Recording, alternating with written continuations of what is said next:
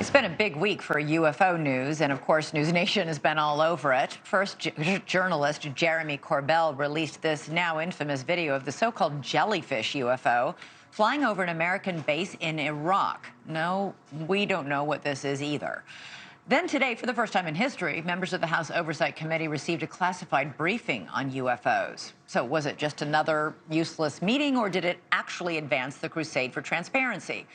We don't know the specifics of what was discussed because it's classified. We do know this, however. Lawmakers were briefed by the intelligence community's Inspector General about claims that whistleblower David Grush made, first here on NewsNation and then later at a congressional hearing. Grush made the bombshell claims that the government has a top-secret UFO program to reverse engineer UFOs of non-human origin. One of the staunchest advocates for UFO transparency is Republican Representative from Tennessee, Tim Burchett.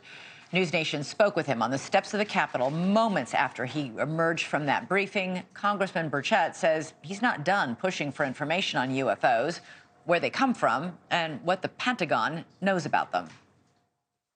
I still think we need to ask some questions, and we need to know some answers. Dadgummit, it's just going on too long that we have, as I was told, I have kicked a hornet's nest at the Pentagon. And you know what happens when you kick a hornet's nest. You get stung. But will that be enough to unleash a swarm of new information on UFOs? Senior national correspondent Brian Enton has been following the story and joins us live. Brian, how much will we find out from this closed-door meeting, given the fact that it was all classified? We might not find out much, Elizabeth, but it is clear that lawmakers learned something new at this meeting. You know, we've interviewed them when they've come out of other briefings, and they'll say, oh, that was a complete waste of time. They didn't say that today, and it seems, based on our interviews with them after the briefing ended, that they left feeling more confident in David Grush's story.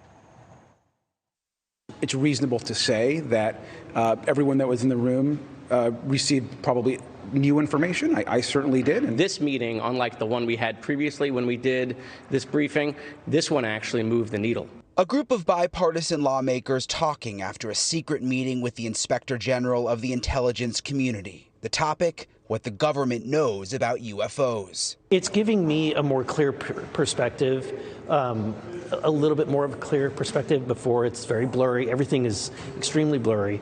The House lawmakers are not saying much, but they are saying enough to make clear that they believe at least some of what former intel official and UFO whistleblower David Grush alleges that the government knows about UFOs, or UAPs, unidentified anomalous phenomena. I was informed in the course of my official duties of a multi-decade UAP crash retrieval and reverse engineering program.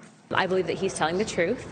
I think that he is a credible witness, and what I can also say is one thing in particular that really caused me to be concerned about this whole thing is that Grush had stated to myself, Representative Burchett, and another member on the phone that there were people that were hurt hiding this information and keeping this information safe and or trying to come forward with this information.